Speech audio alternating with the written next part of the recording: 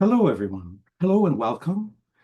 We're excited that so many of you could join us today.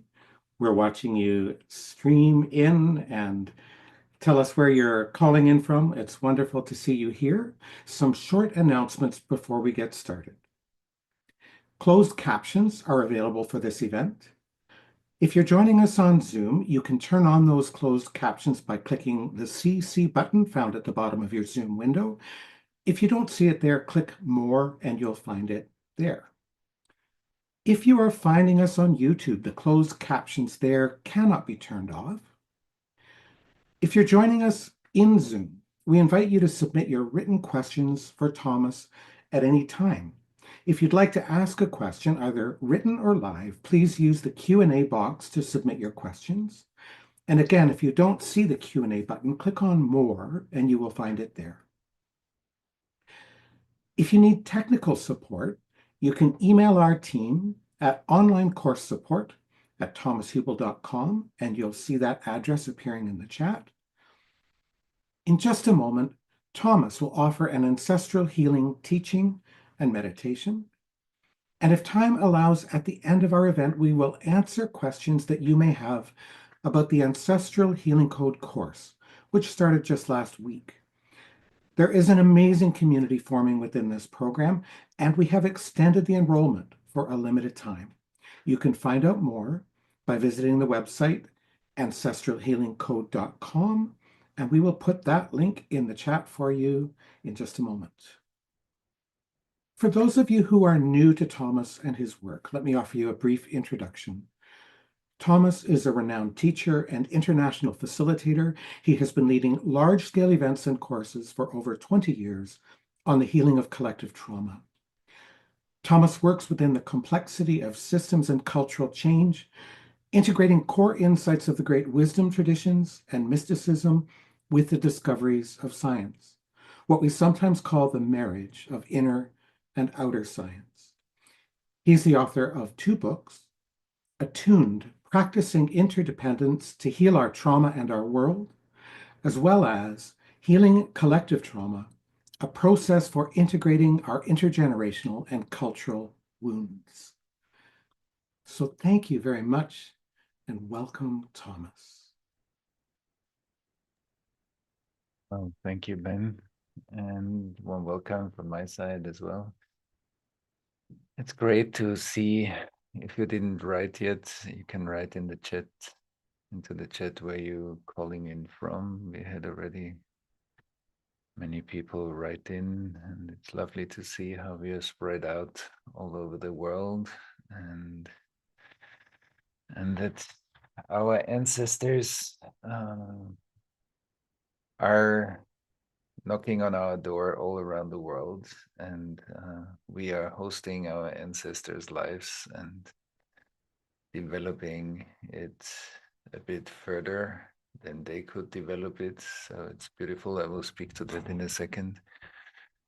But you can see how from all around the world we are obviously interested in our roots, in our, of course, in how our family systems can grow, can expand. I mean, now holidays are coming up, and at least first in the US, but then also globally, where holidays are coming that where families usually come together. And so I want to speak also a little bit about that today, like how we can even sometimes family gatherings are very warm, beautiful, intimate, but sometimes they're also challenging, polarizing, especially with all the movements that are going on in the world.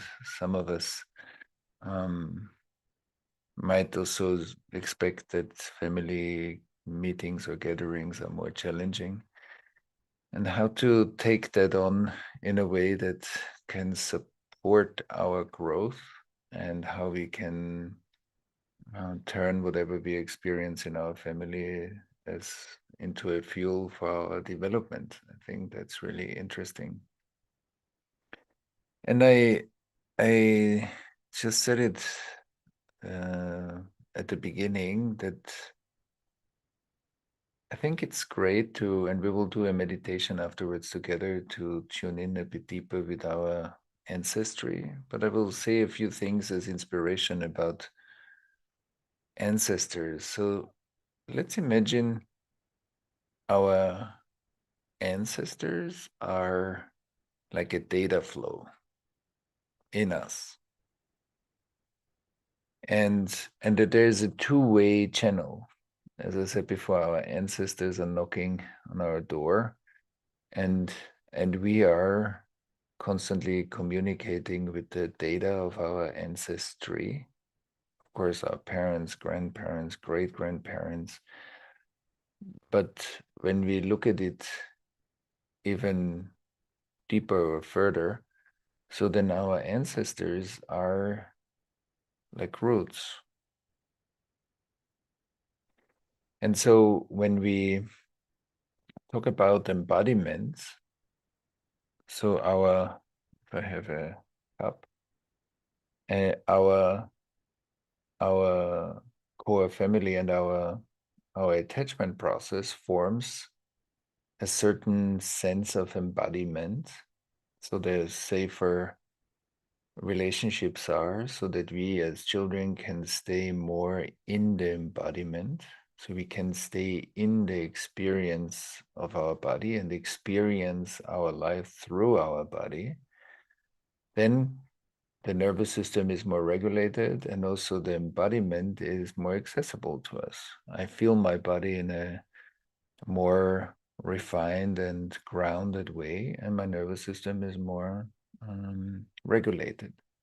So there are stressful moments, and then I can relax my nervous system and digest those stressful moments. And that's great, because that means I'm constantly learning, and I regenerate my body through that learning process.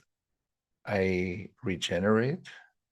We turn on the self-healing capacity of our body, but we also ground our learning as a growing maturity. And when it's not that safe, or when there are other disruptive, traumatizing factors, then many of us learn to either withdraw inside or to withdraw out of our body and reduce the sensitivity, because the discomfort and the noise of the discomfort was too strong. So pulling out of our body was actually intelligent and not a mistake. The fact that it hasn't been reintegrated might cause some issues in our life. That's why we are doing healing work, to reintegrate what was intelligent then and need some updates now.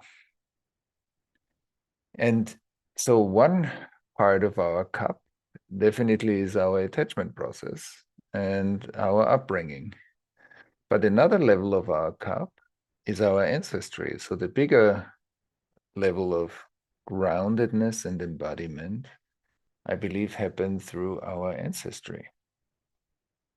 So that's why many of us, I'm sure, look at our personal development and issues in some kind of way and integrate more of the past that was difficult for us into learning and into maturation. But when we do ancestral healing work, we actually deepen that and widen that cup, and we develop what I would call ancestral learning and maturation. And that's why I said before, our ancestors handed over life to us as far as they could develop it. And of course, that comes with all the achievements that a long, long line of ancestry handed over to us. But it also comes with the hurt and the pain and the unfinished issues of our ancestors. They also have been handed over to us to a certain extent. And so life asks us to say, okay, we have been born into these circumstances that we call family, or call our cultural sphere where we landed in life. and we can take it from here and develop it further. And as we develop it further, maybe sometimes with the ancestors that are living and our family members that are in life, but also with the family members that are not in life anymore, we can develop life further. And I think that's also part of our purpose, that we have been born exactly into this family because part of our intelligence, of our soul, has the capacity to develop that.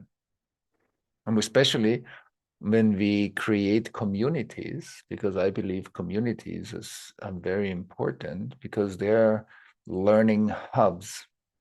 And we, same as we are here now, a big community where we just through our presence, through our attunement, through our listening, through our capacity to be attuned to a certain intention. So the intention for today is to look at ancestral development and how that's important for us individually, ancestrally, and so on. We create a field, and that field, as we nourish that field, as we tend to that field, as we tend to that community space, it becomes actually a healing environment, an environment where we can heal together, where we can explore together, where we generate emergence, like new insights together. And that is very powerful, and that works. We saw before that we are dialing into this space from all around the world. But energetically, once we are in this room, we are also connected to the space here. And then if you just imagine that all of us bring our ancestors into the space, there are thousands of people and thousands of ancestors in the space here that are participating. And often, especially in more Western-oriented cultures, that's not so much what we pay attention to sometimes. But in indigenous cultures, in wisdom traditions, also in more Far East cultures, the ancestry and the work with our ancestry is very important. And I think it is very important because we can, on the one hand, deepen the healing for ourselves, like our individual healing, but we can also strengthen the cup,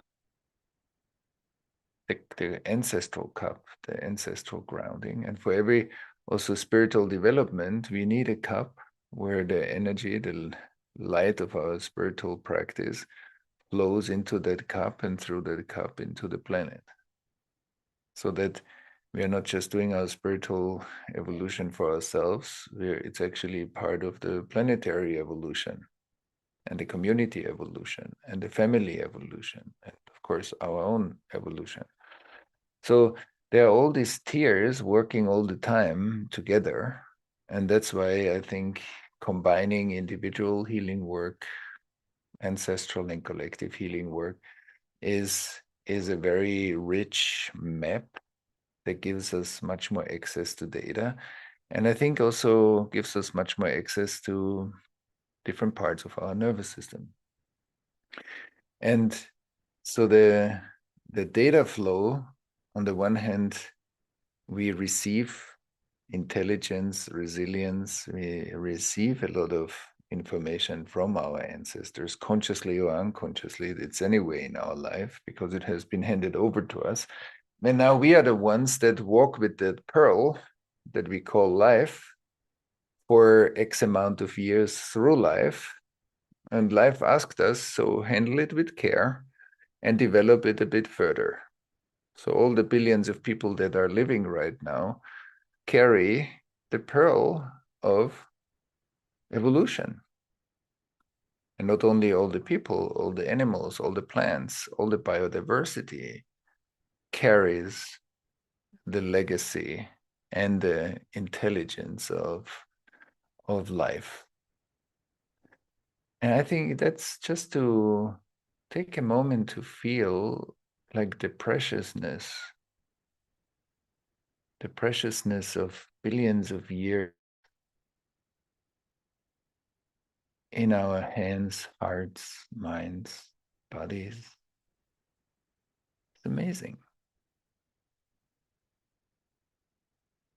And if we transition a bit from the mechanistic worldview that our bodies are separate objects in space versus all our bodies and all the other life forms on the planet are one living, pulsing biosphere, and we are bathing in the life energy that we all create with each other. That's amazing that we are not that separate, those separate objects, but we are actually all life.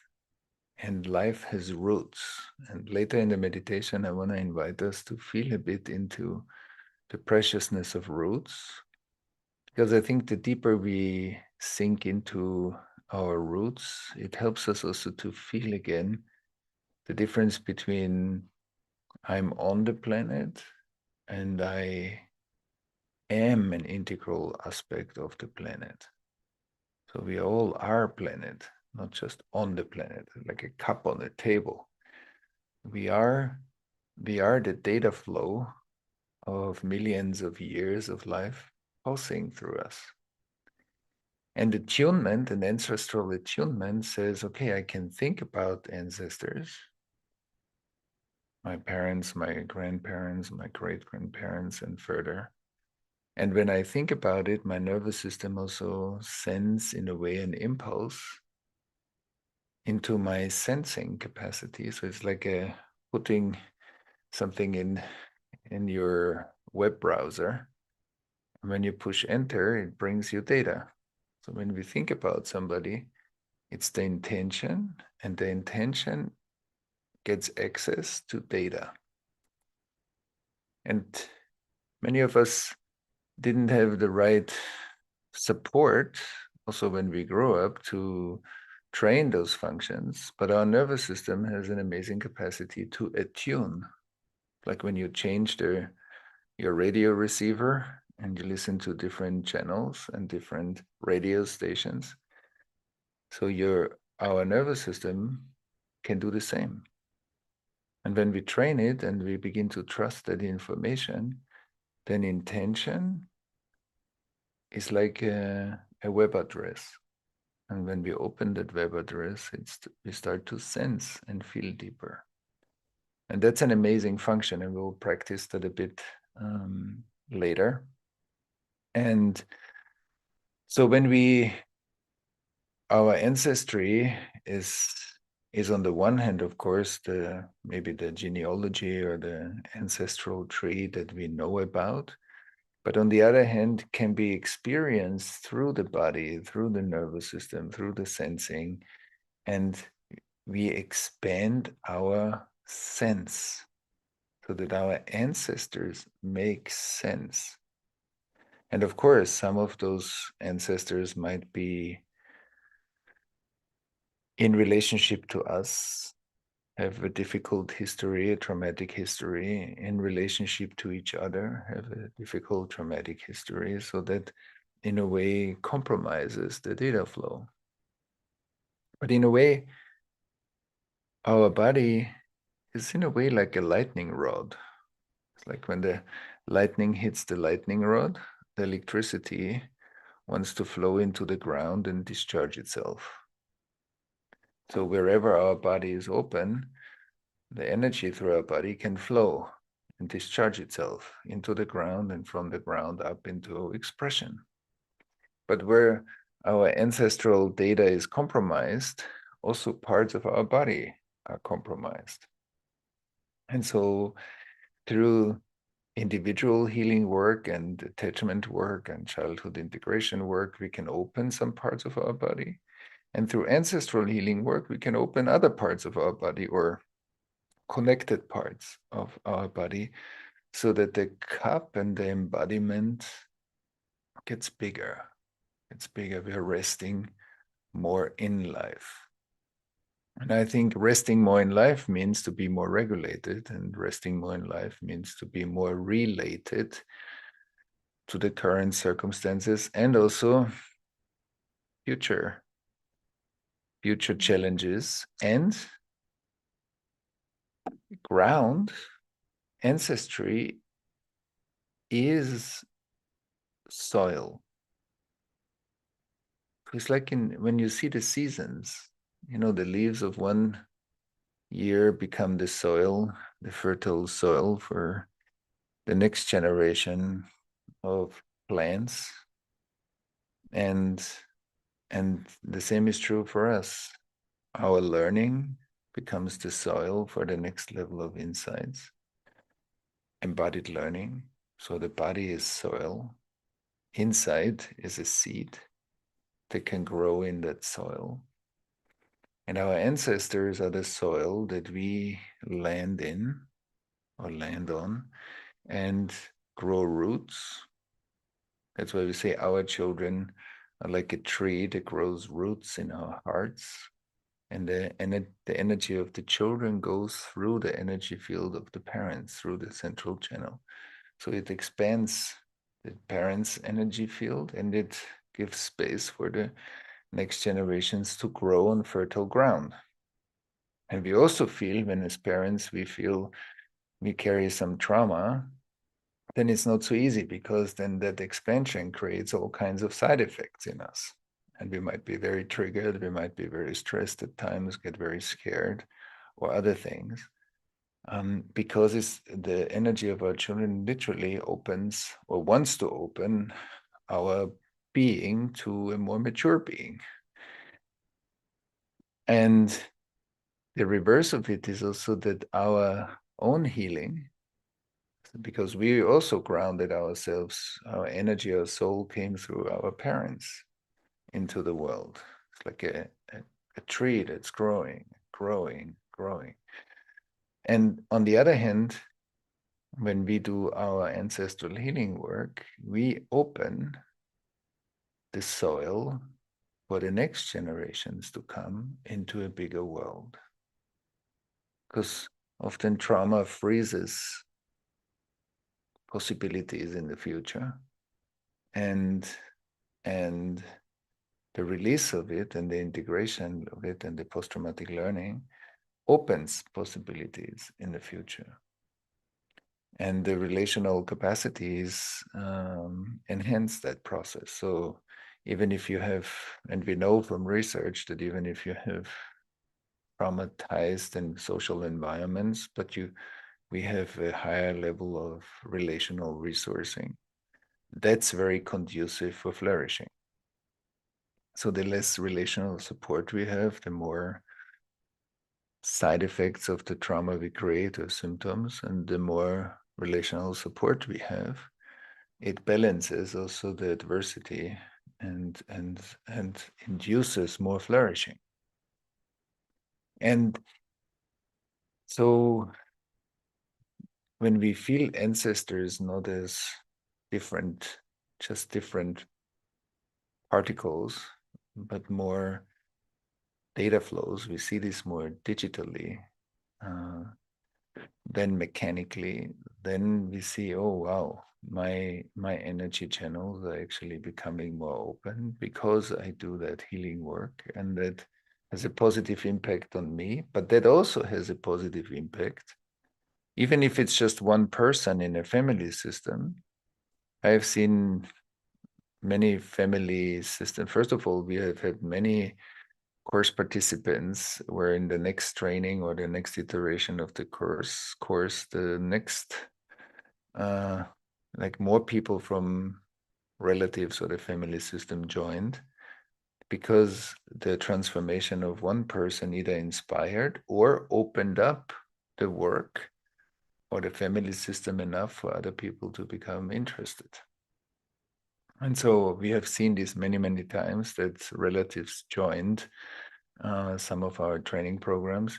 And I also have seen multiple times that when we work on ancestral healing in various generations, that the current family system started to reorganize itself. That suddenly and strange parts of the family contacted the family, or that some relationships that were very challenged started to change and create much more closeness or togetherness, all kinds of variations of that movement. Because we ought not to forget that that trauma is a disorganizing force and freezes movement. So that the natural movement of a person in a certain part of themselves, a certain movement in a family system, cannot happen. So there's either absence, so we don't feel each other, or there's more of a frozenness or rigidity that locks movement. But when the movement is locked, we need to create compensations, how to deal with the fact that we can't move the way we want to, that our authentic movement cannot happen. So we created alternative routes, but they're always more limited than the authentic movement of the various souls in the family system. And so that creates usually either estrangement or scarcity. Something's not enough safety, not enough warmth, not enough closeness, not enough needs being met, not enough relational resonance or seeing each other's potential. And so it creates a disorganization in the system. And when we begin to heal, even if one person in a family system does that, it's like melting ice, melting the parts that can't move. And that opens up new movement that begins to reorganize, because we are genetically connected. It's reorganizing parts of the family system to have more movement, more space, and to release more of its original creativity. And that's a beautiful process. And of course, the more people in the family system can do that together, that's amazing. And that's also amazing because I think many family systems that have family businesses or have shared projects, then of course, often we see the symptoms of the family in the family business or in the shared projects if they do something together in life. So there, in all these variations, it's simply very helpful to do this work. And before we go into the meditation, and we want to leave also some room for questions today after the meditation, I believe, and of course, we need to acquire some tools to do our inner work. But especially now with the holiday season, I think if we can go into the holiday season and really have a, like, even if there are challenges sometimes waiting, those challenges are actually amazing opportunities, if they are not too strong or too overloading, obviously, are amazing opportunities to practice and to learn more about myself, to track more what's my stress level that comes up, when do I feel I actually become younger, I become a bit more regressive, I start to kind of react more than respond. And instead of judging these places, because of course in our family systems we meet our core conditioning, and instead of judging these parts, to say, wow, I notice that comes up, and that's not good or bad. That's my exploration, and also that's part of the fuel of my evolution, as long as it's not too overloading so that I can stay in that context. But it's not always too overloading. Sometimes the discomfort is manageable and we can learn from it. And so to to really take on the challenge and say, yes, I want to explore myself deeper. I want to take this as an invitation to grow, and also as an invitation to grow for myself, but also to grow together with the system that I come from.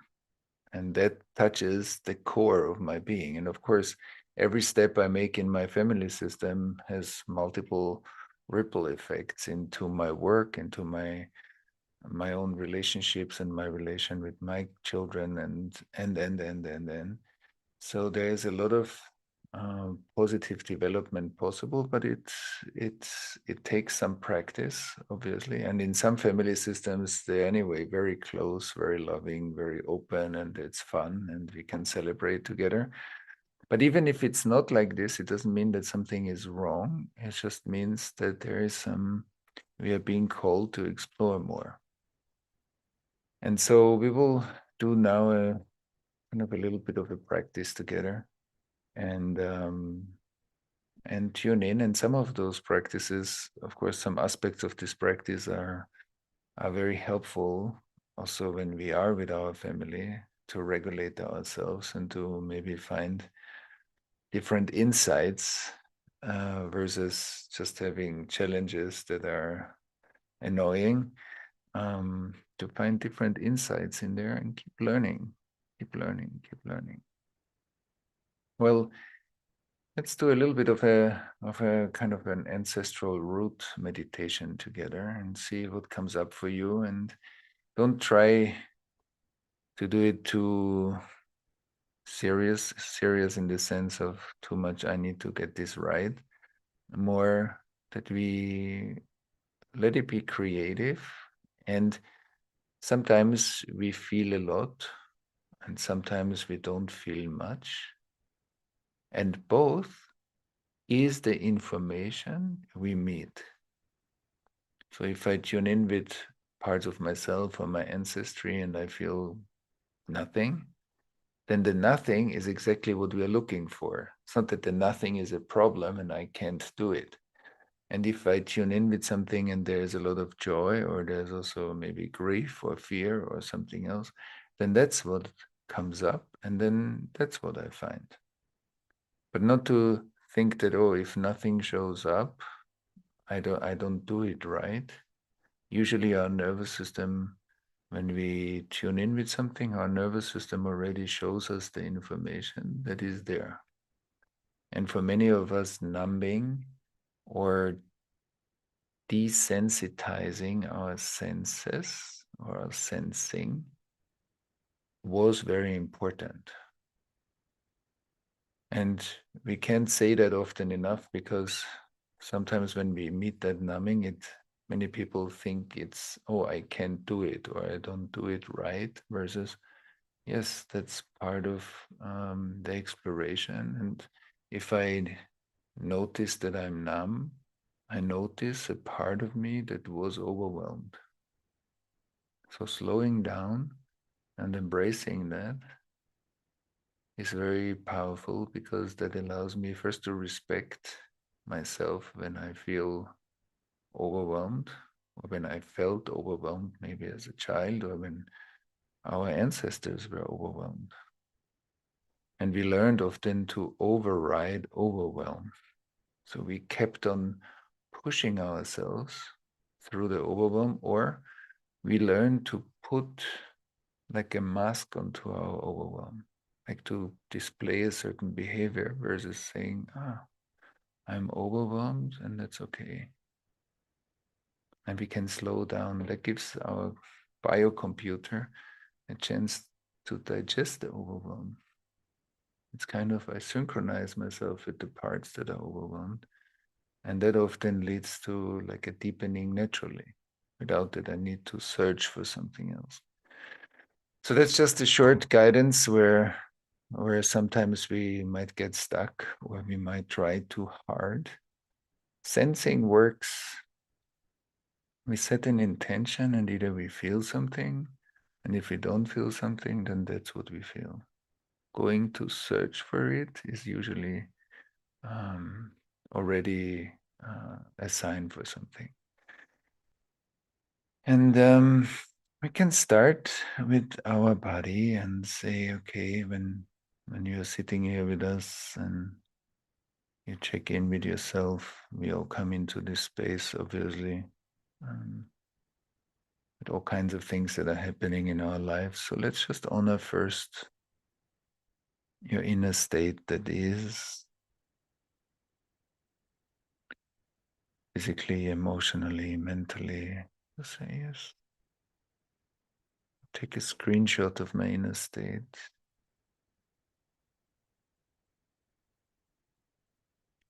And I let it be exactly the way it is. You're very lively and energized. If you feel a bit tired and exhausted, if you feel your body well or just barely, doesn't doesn't matter. What matters is to bring awareness into what is. And we like a warm embrace of ourselves.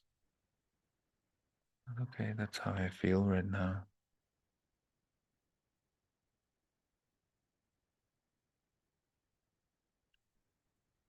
And once you have a first sense, then you can, maybe with your breath, dive a bit deeper into your body sensations. Every time you exhale, let yourself drop into the body. Notice where your body feels most warm, safe, grounded, which areas of your body feel that way, energized, connected. Areas where it feels pleasant to be in your body.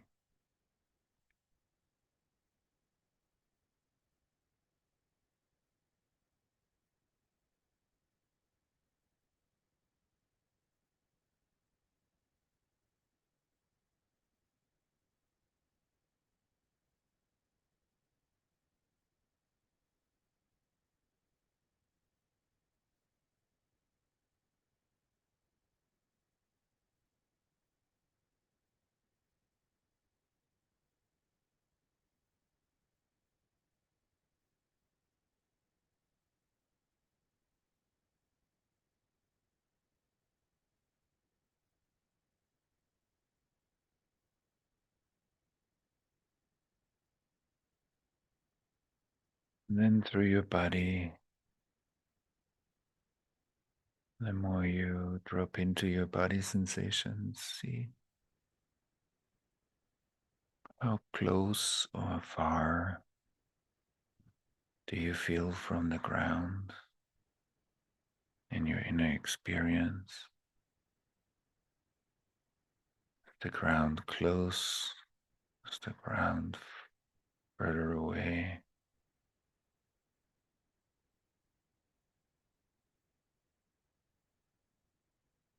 And embrace again whatever you find. If it's more at a distance, often when we get more stressed or we are chronically stressed, it's a bit harder to feel the ground. When our body is more relaxed, it becomes easier to feel the ground. Ground comes closer in our experience. You can even feel into the ground, the soil.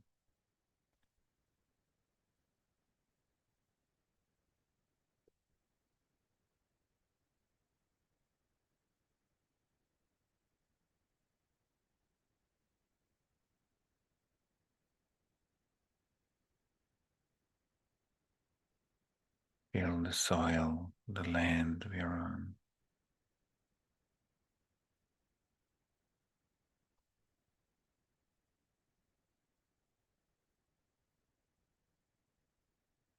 There's more stress in your body, respect that. We don't want to effort too much to feel, and we embrace the stress or the distance, and that's equally fine.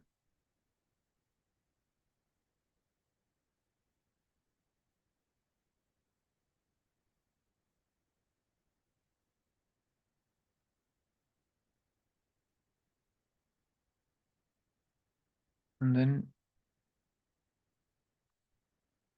you check in with your kind of the roots of your ancestors, your parents, your great parents, your great grandparents, and beyond. And you look at what's the first impression of your roots. Maybe it comes to you as a sense in your body.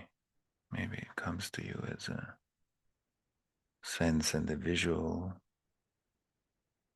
or in any other form, as sound, as whatever, how that arises in you when you feel, okay, my ancestry. How do the roots look like? Are they thin? Are they thick? Are they full of life energy? Are they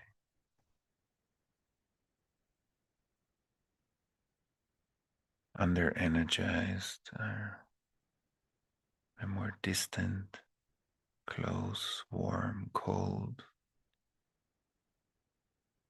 Some of them more warm, other parts colder. Like that, it's not one thing, it's maybe a variation of all that I mentioned. If you set the intention, oh, I want to look at how my roots feel, and that there is not one ideal state, it should be in a certain way that it's good. No, you want to get the uniqueness of your roots, and whatever it shows, this is what we can work with. We're not looking to compare that to an ideal state.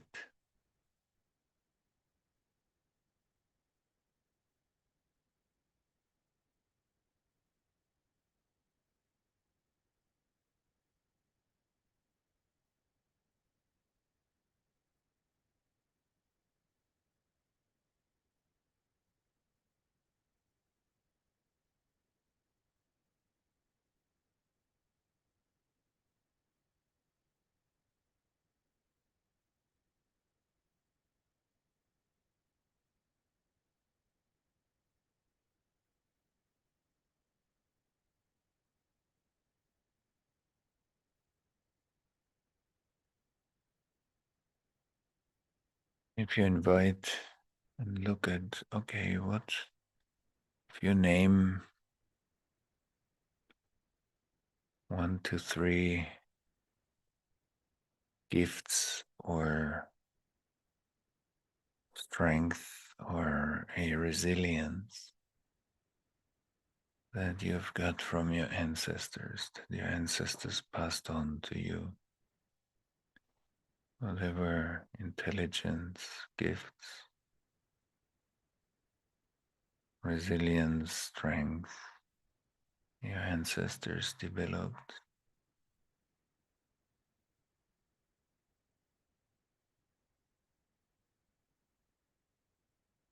that now resides with you.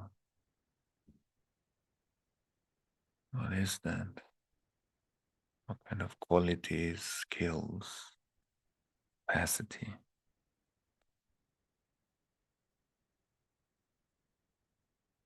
you find in yourself that you find in some of your ancestors?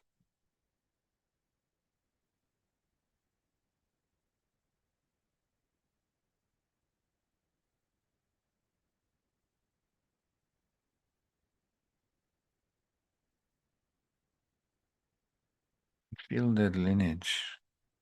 This lives in you, and maybe the ancestor or ancestors that embodied that too. As a data flow, something is flowing here.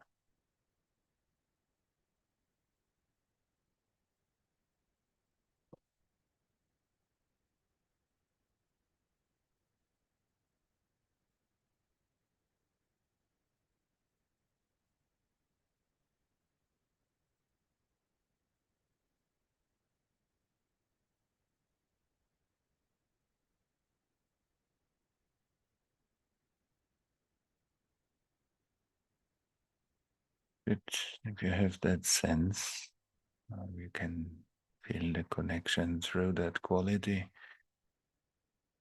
in whichever form, if it arises naturally in you to express your gratitude that life and your ancestors passed that on to you.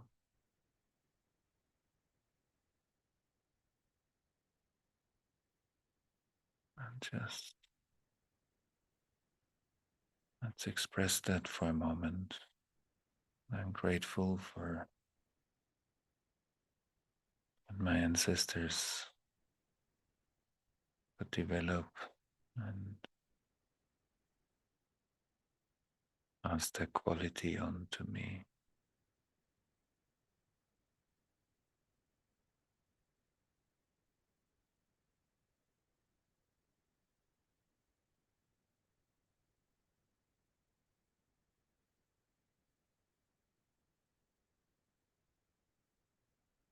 And then let's take a couple of deeper breaths. Feel your body well. Slowly open your eyes and orient yourself a bit in the room or wherever you are. Just look a bit around, notice what's around you. And we can maybe open the chat again. And if you want to write a word or three or a sentence, just with a quality that you felt, like some intelligence, strength, resilience, skill that you received from your ancestors, or the way you feel now after doing this meditation. You can just write like hospitality, joy, nourished, courage, tenderness, interconnected with the planet and vast intelligence, awe. And then read a few once you wrote your own piece. Strength and independence, not always warm, capable, grounded peace,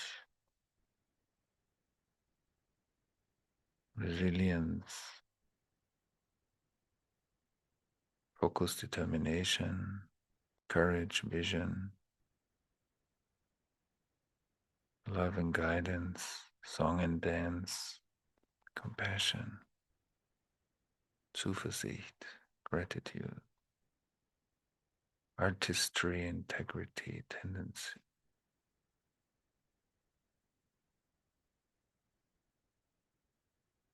tenacity, joy and spirituality, right?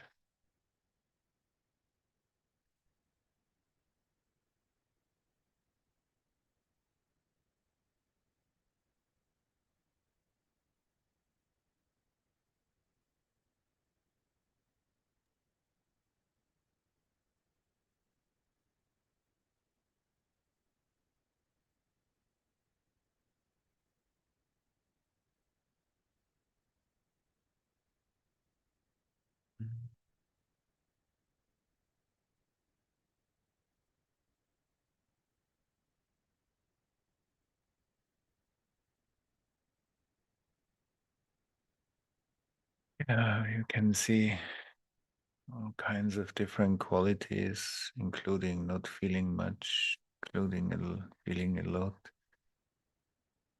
Um,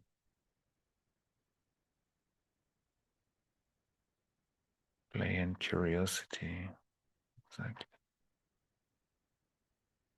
Well, great. Keep writing, because for us it's always interesting to learn from this kind of fingerprints of a moment in a collective space.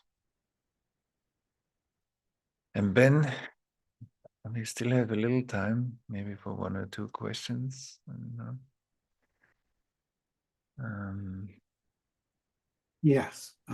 Thank you so much, Thomas. And you can see how much this has evoked for people. And of course, going deeply into these questions is the work of the course, which people can still join this 5-month-long live course, the Ancestral Healing Code. But we're going to give you a little preview by diving into a couple of questions that have been asked. We've had dozens of questions come in from more than 1,000 people who are with us live. So here is the first from Mary Therese, who asks, how can one do the work for the whole family if patterns are some generations old and they are the only one in the unconscious family system?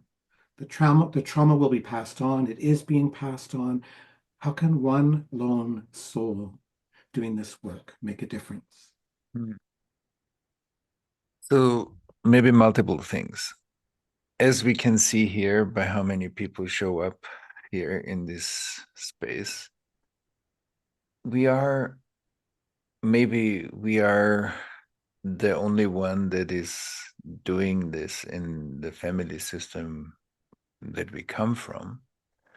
But there are many, many people that are interested in ancestral healing that we can do it together with.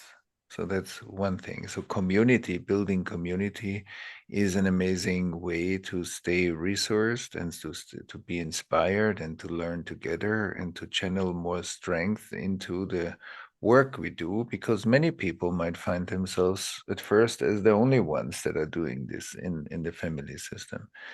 The second is, first of all, we are doing it for ourselves.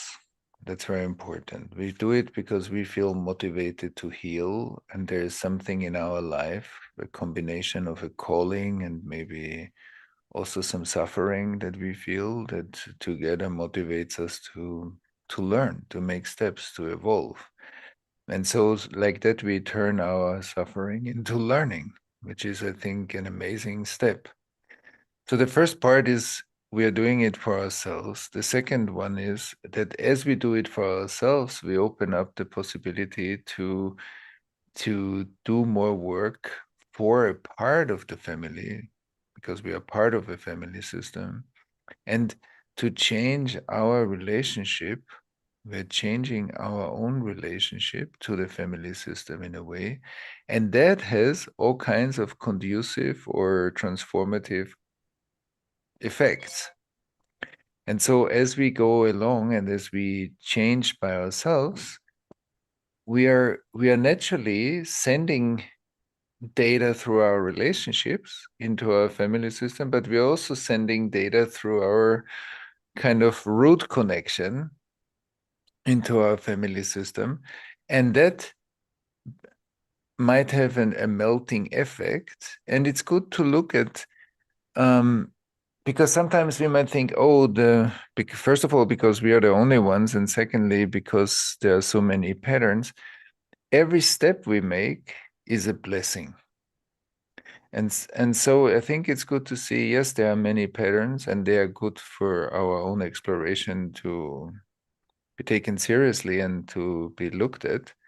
And we can do only what we can do, but what we can do, even if it looks like small steps, is a blessing. And as we go along, we often have seen that because somebody does the work and doesn't get overwhelmed by, oh, there is this whole load of things that I should be doing for the family system, actually more and more water melts and more movement is restored. So to not get discouraged by all the amount of patterns and traumas that are in our family, but to see, wow, the blessing that out of some reasons, life, spirit, the divine, our own suffering gave us the opportunity and the capacity to do this work. And I believe every healing work is sacred and every healing work is a blessing. And every step we do in our own healing is already a change in the family system. And then the way how we bring change through our relationship into our family systems is even more so a blessing. So that would be my recommendation, to keep on walking and not get overwhelmed by the load of things that you see or experience, and to get the support of communities, people that can support you and that you can support as you do this work, and keep on walking. The walking is the important thing, not the outcome. The outcome is a side effect of us walking authentically.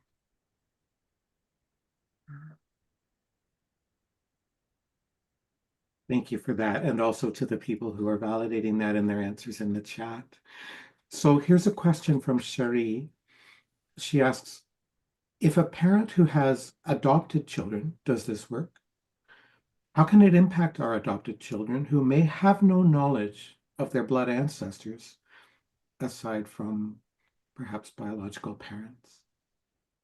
Yeah, the thing that's a beautiful question for parents that have adopted children is like, when we do our work, first of all, as parents, we are constantly in the relational exchange with our children, no matter if it's our biological children or children we adopted. We are like, adopting children is like a sacred, I believe it's like a sacred act.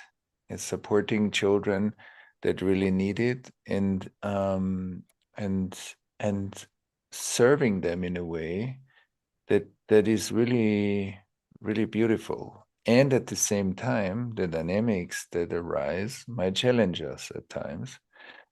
And so doing our own individual and ancestral work opens our nervous system and our own being more and more, that we can be better hosts for the next generations.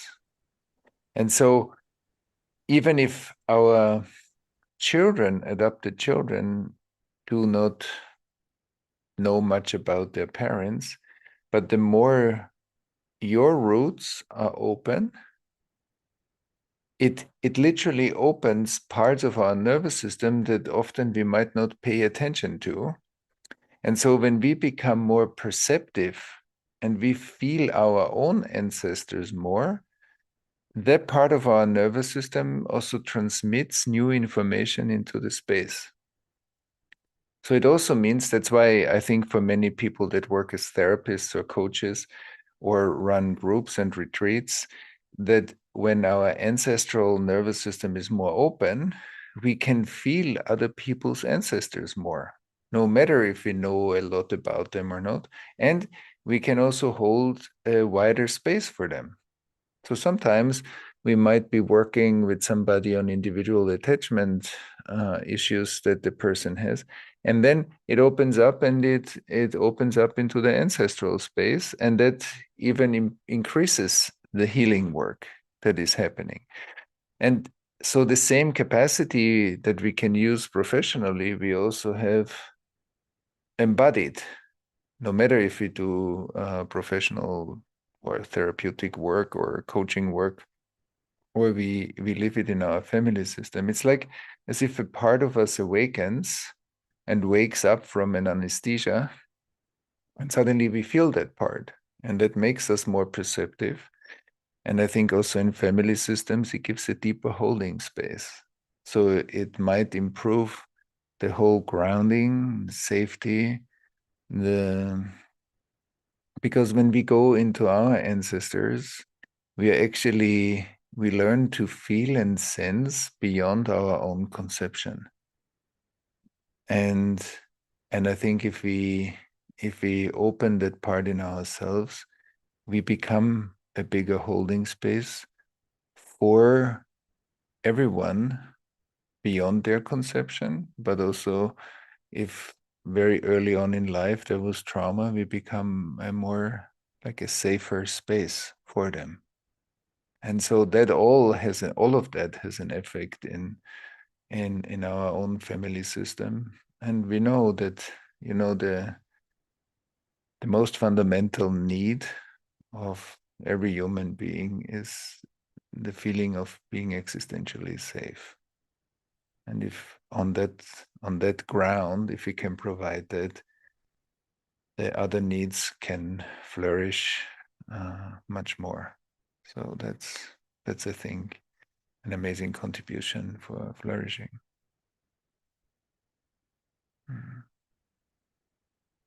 Thank you. And you'll see that we're going just slightly over time because there's such longing in this call. I'm going to ask one more question just before we close.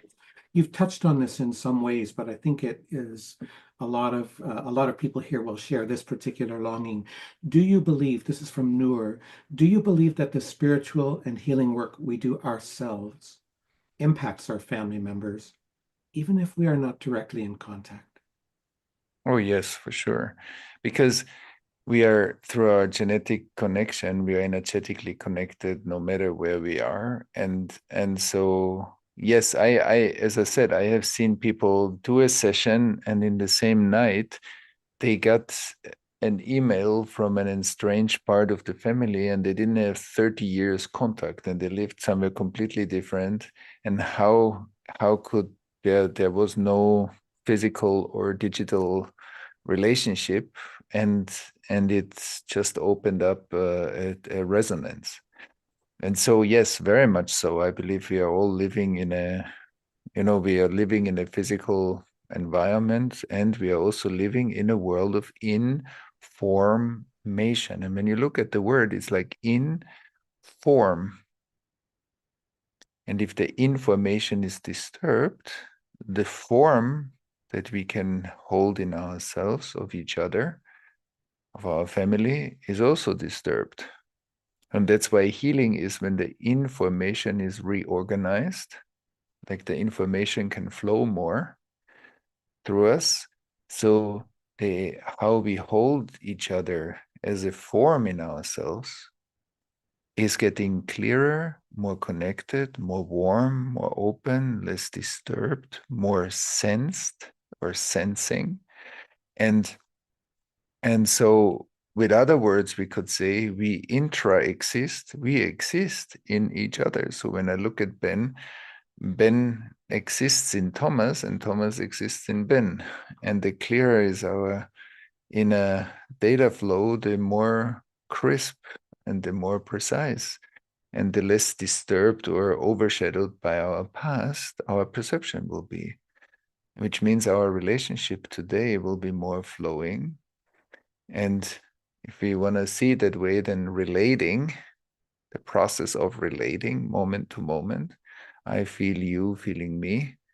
The process of relating is that Thomas is updating Ben in himself, and Ben is updating Thomas in Ben.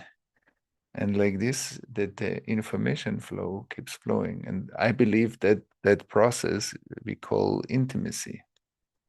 And so also in our family systems, often when we do the work, and even if we are not close, it ripples out and it has effects. And as I said, I have seen these effects many times, and I'm sure many others in this space have seen that too.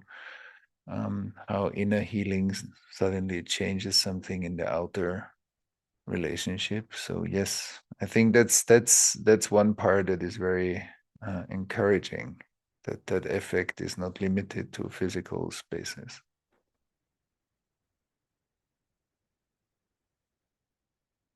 Thank you, Thomas. And unfortunately, we are out of time, but thank you so much for this gentle healing session. And thank you to everyone who joined us here today and who submitted so many thoughtful questions. If you would like to join us in our 5-month live course, the Ancestral Healing Code, you are most welcome. The registration is still open for a short time. Those links are in the chat. Thank you again for joining us today, and we do look forward to seeing many of you in the Ancestral Healing Code course. So, goodbye for now. Hope to see you there.